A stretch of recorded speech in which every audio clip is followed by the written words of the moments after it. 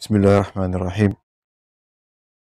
Cette série de vidéos est destinée aux étudiants de 3e année médecine concernant le module de la parasitologie, afin de les aider pour maîtriser ce module et de lever l'ambiguïté sur ce dernier qui pose des difficultés pour la majorité des étudiants. Tout le support et les liens des cours est disponible dans les descriptions. N'oubliez pas d'abonner pour recevoir les vidéos prochaines. Aujourd'hui, on commence avec une introduction au monde de la parasitologie. Aujourd'hui, on va retenir quelques notions de base, définitions et des généralités sur les parasites.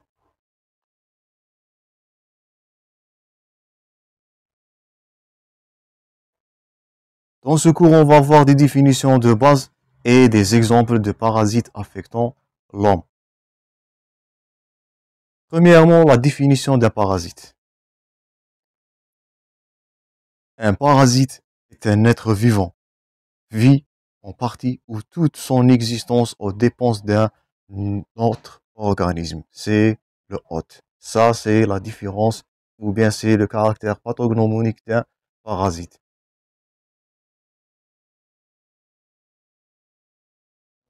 Tous en savoir où on connaît les virus et les bactéries. Quelle est la différence entre ces deux derniers et les parasites?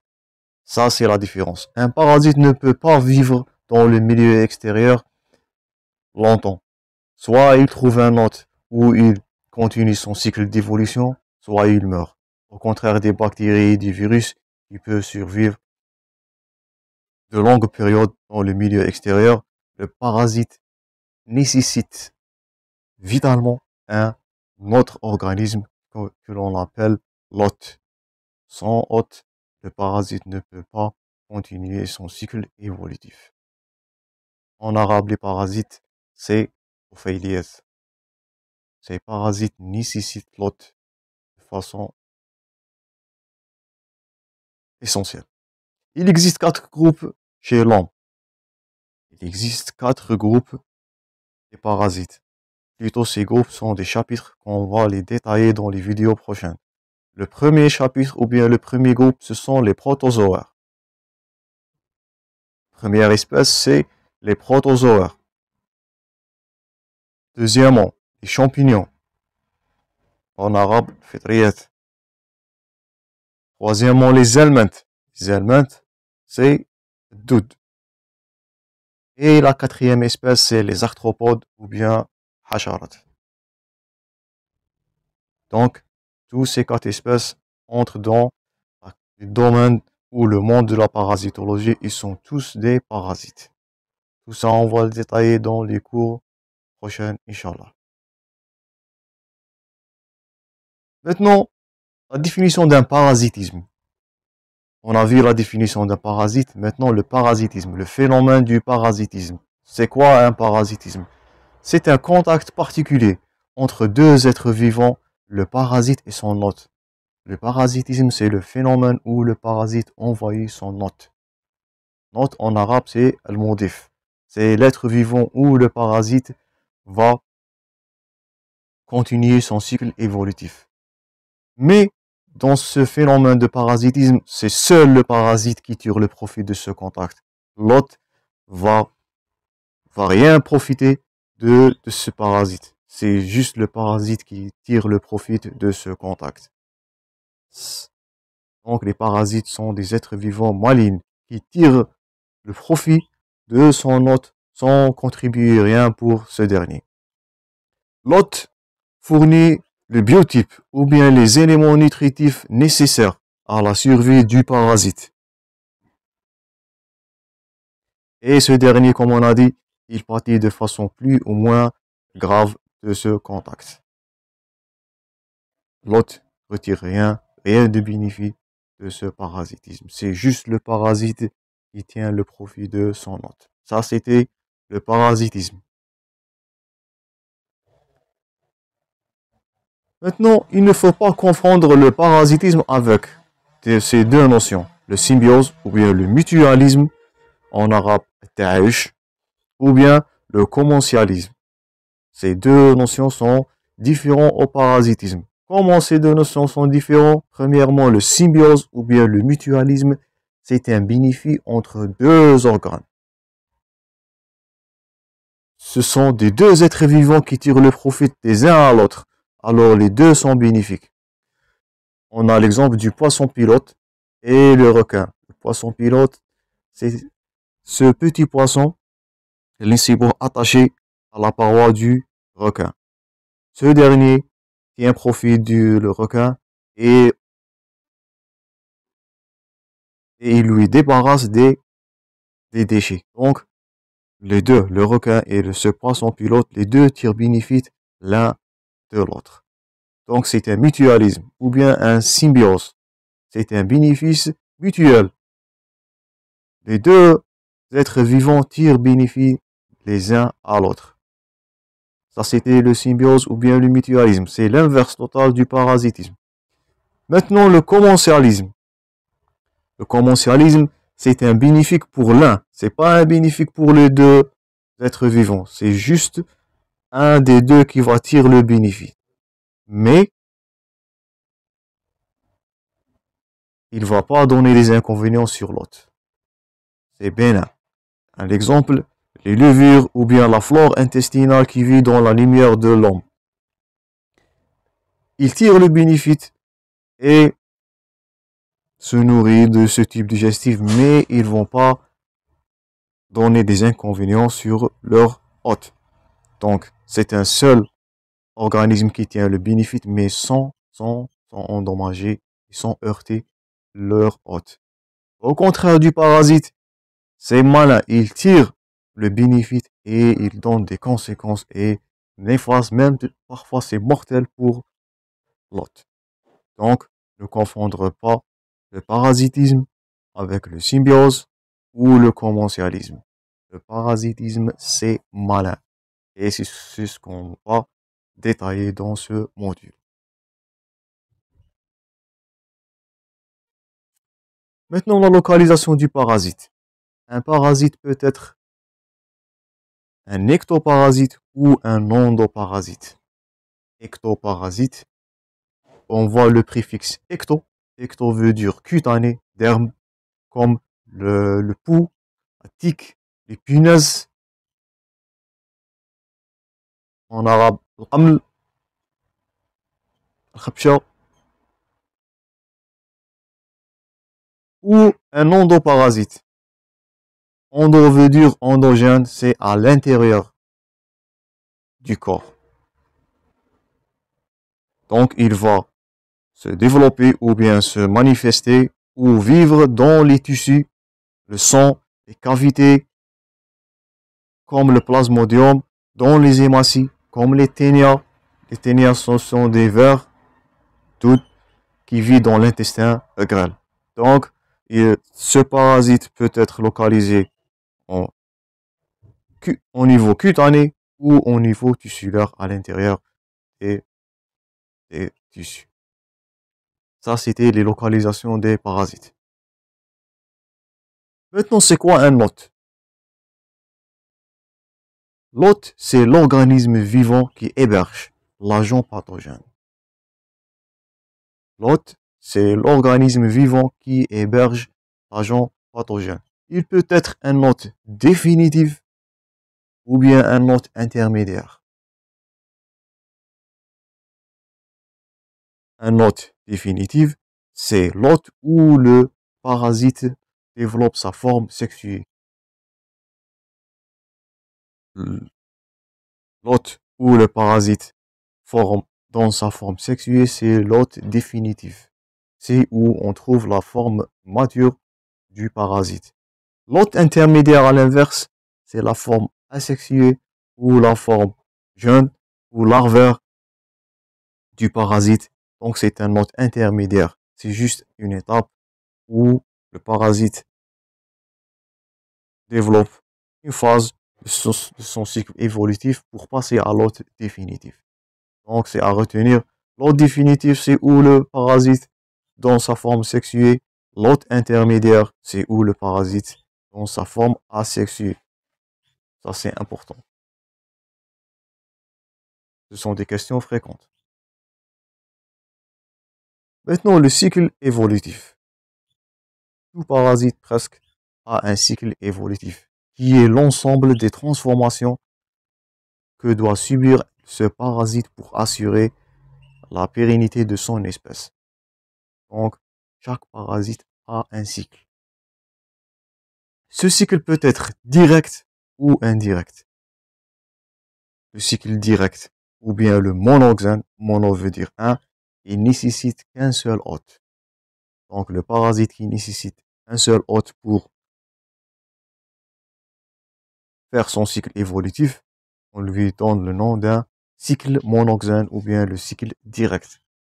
À l'inverse, le cycle indirect ou hétéroxène, il nécessite au moins deux hôtes pour que le cycle soit complet. Ça, c'était les cycles évolutifs. Ils peuvent être monoxènes ou hétéroxènes, directs ou indirects. Toutes ces notions de base sont à retenir pour bien maîtriser les cours suivants. Dans la transmission, comment un parasite transmet d'un hôte à l'autre? Bon, il existe de multiples façons vastes où ce parasite peut se transmettre. Soit par un contact direct, comme les ectoparasites. Un simple contact cutané entre deux hôtes peut transmettre le parasite. L'exemple, c'est la poux. Ou bien cette transmission peut être par voie orale, dans les os ou les aliments souillés de viande. L'exemple le plus fréquent, c'est Toxoplasma gondii. Tout ça, on va voir dans les cours suivants. Ou bien, les parasites peuvent pénétrer au corps humain par la voie transcutanée. Cette pénétrance peut être active, comme le schistosomose ou bien la bilharziose, qu'on va voir dans les cours suivants, ou bien passive, par l'intermédiaire d'un insecte, comme la piqûre dans le plasmodium ou bien la malaria. Donc, la pénétrance peut être active due à l'action du parasite lui-même ou par un vecteur, qui est un insecte piqueur qui va piquer l'hôte et transmettre le parasite. Un parasite peut être transmis aussi par un contact sexuel, comme le Trichomonas vaginalis, ou bien par voie transplacentaire, comme le Toxoplasmos gondii, le Toxoplasma gondii, ou bien transfusionnel par voie sanguine, comme la malaria ou bien le Plasmodium falciparum. Donc, il existe de vastes et de multiples façons où les parasites peuvent transmettre d'un être vivant à l'autre.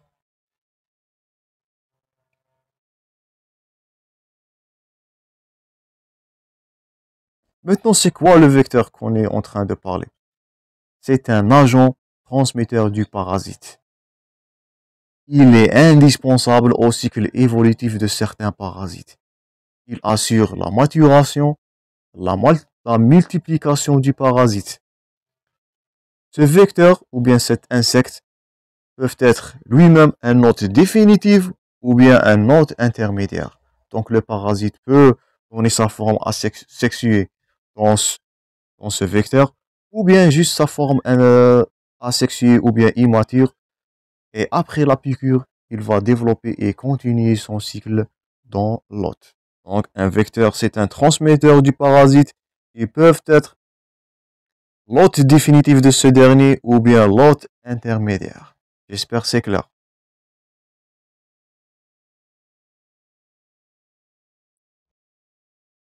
On a vu quelques notions de base.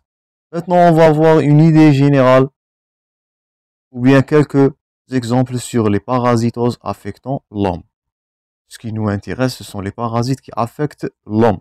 Un parasite peut affecter l'espèce animale ou l'homme. On parle d'anthropose si ce dernier est affectant l'homme ou de zoonose si ce dernier affecte les animaux.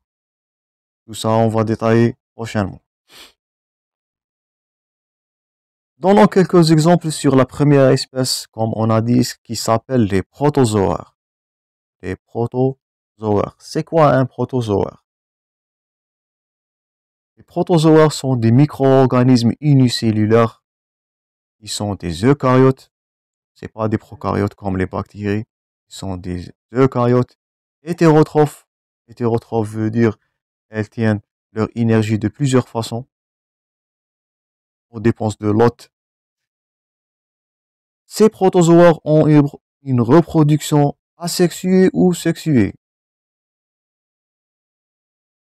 Ce sont libres dans la nature ou bien des parasites. C'est ce qui nous intéresse. Ce qui nous intéresse, c'est les parasites, la forme parasitaire de ces protozoaires. Ça qui nous donne les manifestations cliniques et ça c'est le but de ce module. Certains sont agents de maladies dévastatrices, mortelles. On a quelques exemples, le trypanosomiase, leishmaniose, toxoplasma gondii. Dans ce cours, on va juste voir les nomenclatures et quelques notions. Et dans les cours suivants, on va détailler tous ces agents pathogènes l'un par l'autre.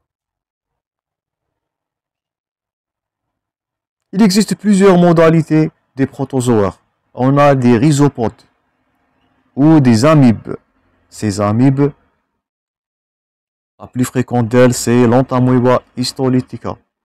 Les rhizopodes ou les pseudopodes, en arabe l'Arjul al-Kadiba. Ces parasites ou ces protozoaires ou ces eucaryotes ont des pseudopodes qui lui permettent de mobile. Donc, ils sont classés sur leur mode de mobilité. Un protozoaire peut se mobiliser grâce à des pseudopodes. On parle dans ce cas d'un rhizopode. Il peut se mobiliser à l'aide d'un flagelle. On parle là des flagellés. L'exemple le plus fréquent, c'est les leishmanioses et trypanosomes. Ou bien des cils, comme le ballontidium, ou bien des sporozoaires qui n'ont ni un flagelle, ni des pseudopodes, ni des cils, comme la toxoplasma et le plasmodium.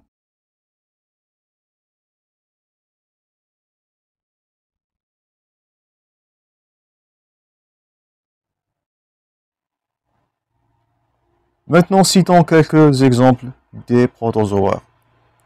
Premièrement, l'amibiase. L'amibiase, c'est un parasite qui touche le tube digestif le plus fréquemment, le côlon. Ça, le premier exemple, ce sont les amibes, les amibiases. Le paludisme, ou bien la toxoplasmose. Ce sont deux parasites qui appartiennent aussi aux protozoaires. Tout ça, on va détailler. Le paludisme ou bien la malaria, tout le monde connaît la malaria. Elle donne 1 à 3 millions de morts par an. Elle tue un enfant en 30 secondes en Afrique et 2 milliards d'individus sont exposés. Donc c'est une affection majeure, mortelle, morbide et 500 millions de cas cliniques par an. C'est la maladie qui fait le plus de victimes dans le monde. C'est la première cause de mortalité dans le monde. Donc c'est un parasite. Vous voyez, un parasite peut être mortel plus qu'une bactérie et même plus qu'un virus.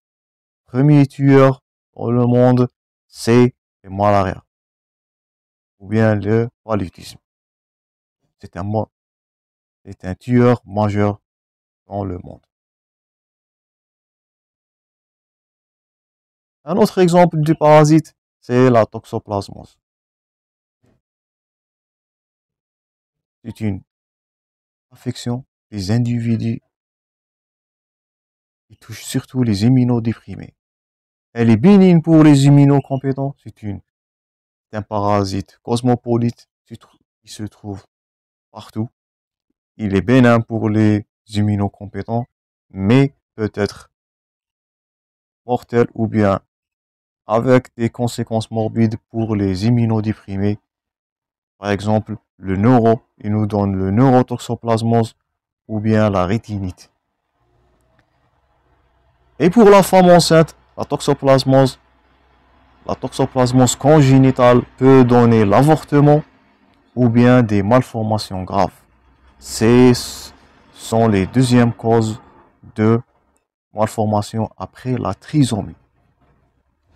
Donc, la toxoplasmose pour la femme enceinte peut donner des conséquences néfastes sur le fœtus. Ça, c'est la toxoplasmose qui a donné des malformations, surtout qui se manifestent au niveau du système nerveux central. Donc, les parasites sont des agents qui donnent un taux élevé de mortalité ou bien des malformations, comme le cas du toxoplasmose. Vous voyez qu'un parasite n'est pas un agent pathogène banal. C'est une affection sévère.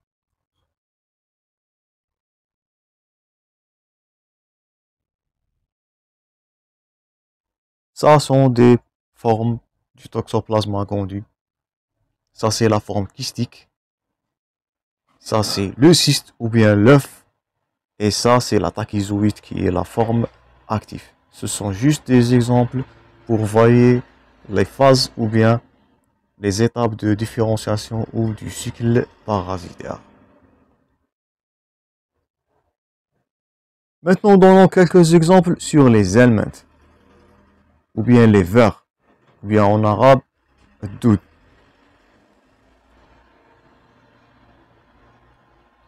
C'est quoi un helminth?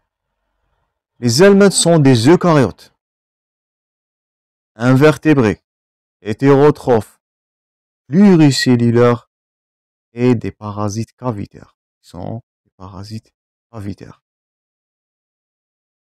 Ces helminths peuvent être classés sur plusieurs catégories. Ce qui nous intéresse, ce sont les deux.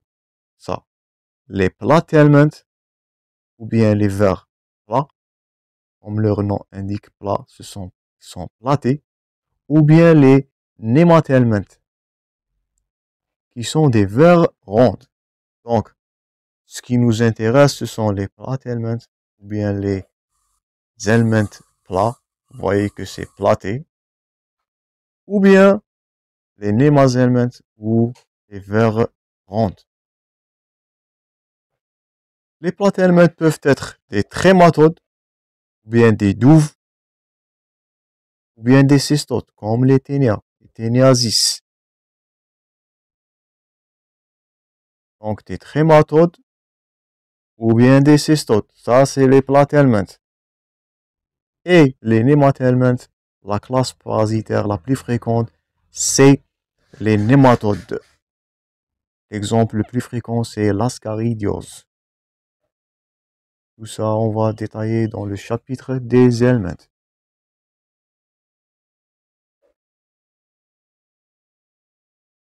Maintenant, quelques exemples. Ça sont des ténias. Ce sont des vers plats. Ce sont des parasites humains liés à la présence des cystodes dans l'intestin grêle. Elle est souvent bénigne, parfois légère, troubles digestifs, asthénie ou une boulimie.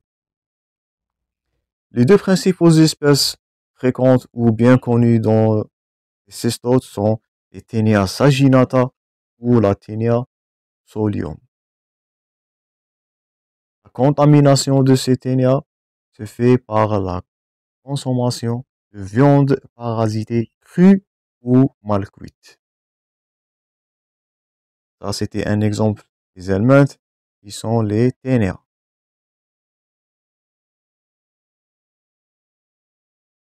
Ça, c'est la localisation musculaire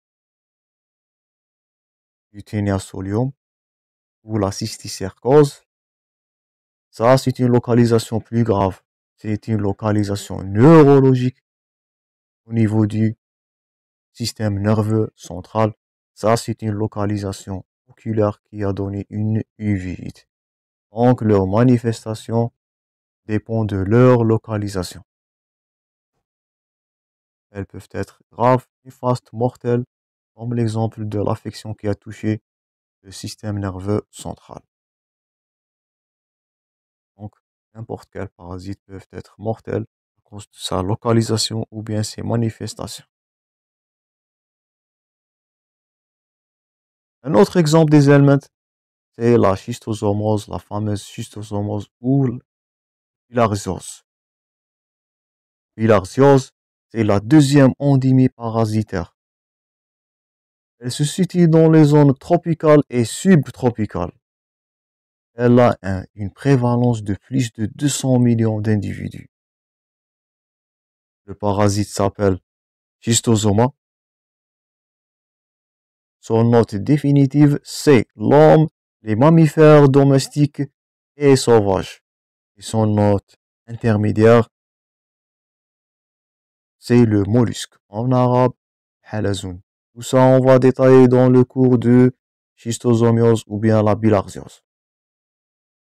Aujourd'hui, c'est juste quelques notions et quelques définitions.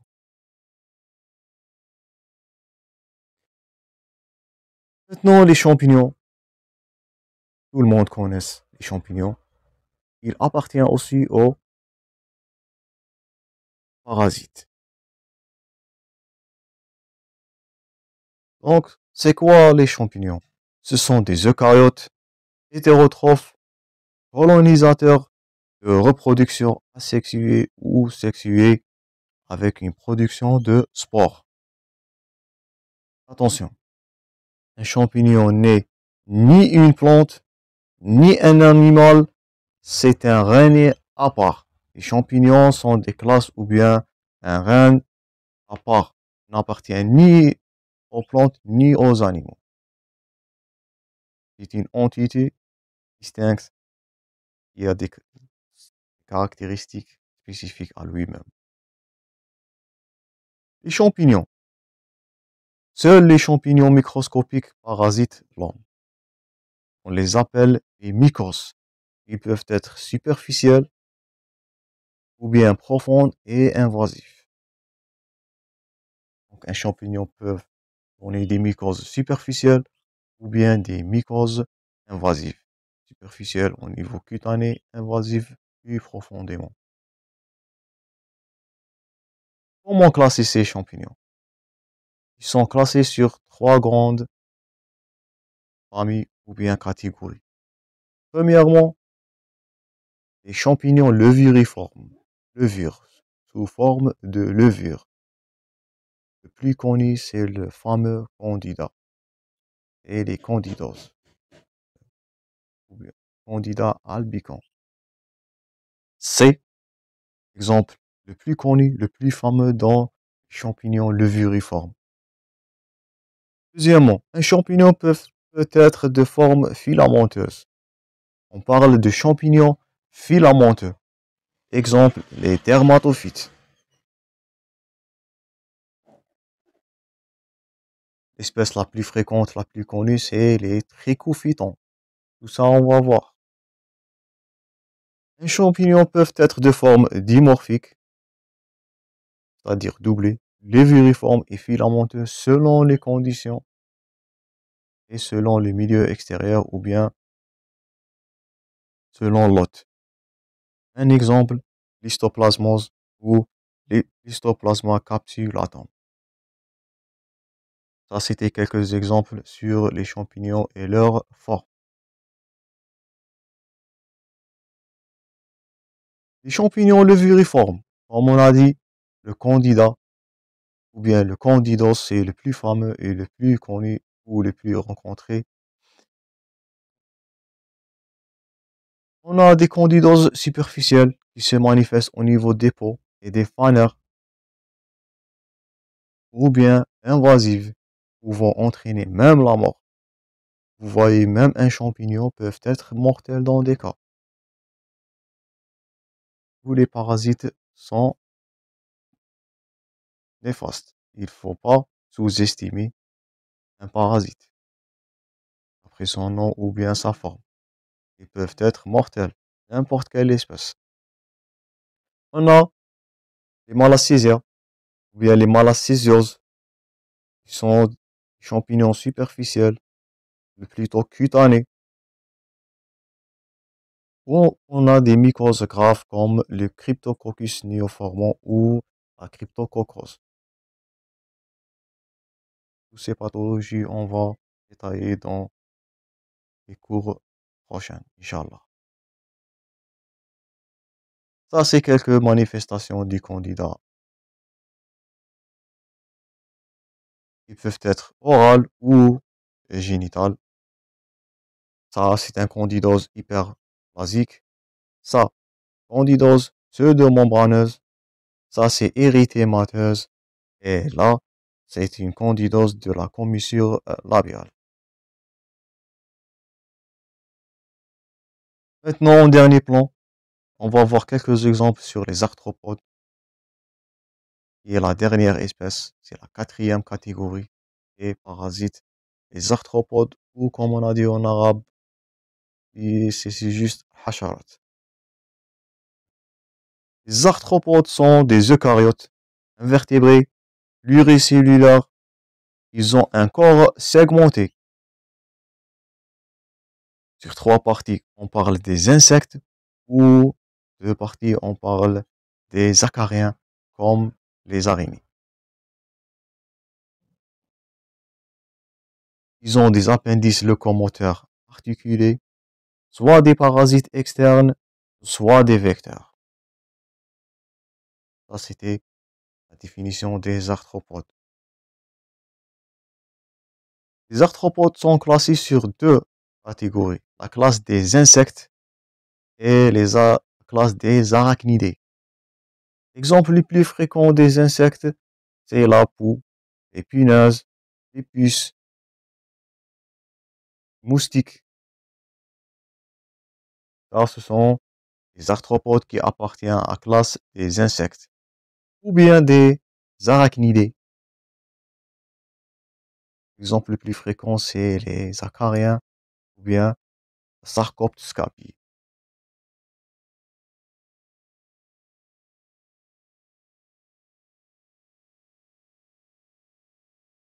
Ça, c'est un exemple de la scabiose ou la gale, qui est une maladie familiale, cosmopolite, très contagieuse. Le symptôme le plus fréquent, c'est le prurite. Rapture. Donc, cette gale se localise dans les sillons, les espaces interdigitaux entre les doigts, poignets, les chevilles, la ceinture, les aisselles. Et chez le nourrisson, elle respecte les doigts, mais la plante des pieds est touchée. Ça, c'était la gale, un exemple d'un arthropode très fréquent et connu pour tout le monde presque. Un autre exemple, Sarcoptes scabi, qui appartient aux classes des arachnidés ou l'ordre des acariens. Il a un corps ovalaire, brun et octopode. Octo veut dire 8, il a 8 membres, 8 membres. Il se nourrit de lymphe et de cellules kératinocytaires.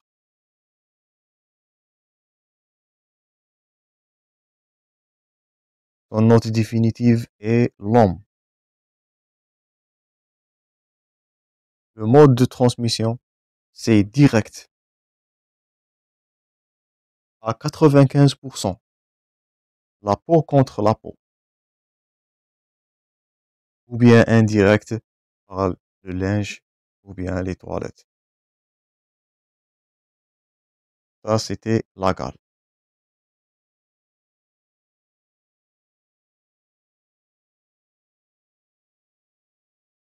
On a terminé avec les exemples sur les parasites. Maintenant, on va voir le traitement de ces derniers, ou bien la prévention. Comment peut-on se protéger contre ces parasites?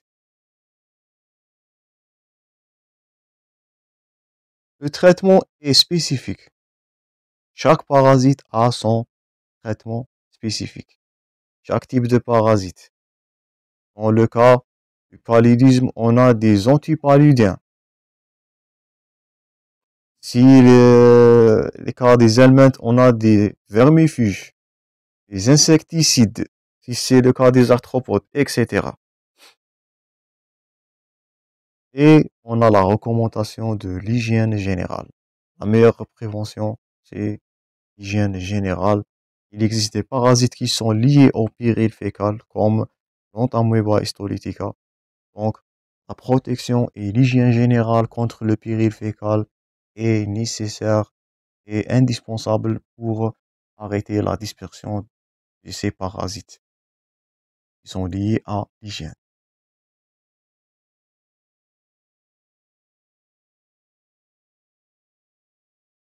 Nous sommes arrivés à la fin de ce cours. Maintenant, une petite conclusion. Le mode ou la parasitologie est un mode vaste avec des conséquences, comme on a dit, sont des parfois dramatiques. Donc, il ne faut pas sous-estimer les affections parasitaires ou les banaliser, car ils ont des conséquences néfastes. On a vu des malformations, on a vu des manifestations cliniques sévères et on a vu même une mortalité élevée comme c'était le cas du paludisme. J'espère que cette vidéo était claire comme introduction en mode parasitaire. N'oubliez pas d'abonner et comme je vous ai dit, le cours est disponible dans les descriptions et on se rencontrera dans les vidéos prochaines, Inch'Allah. Bon courage.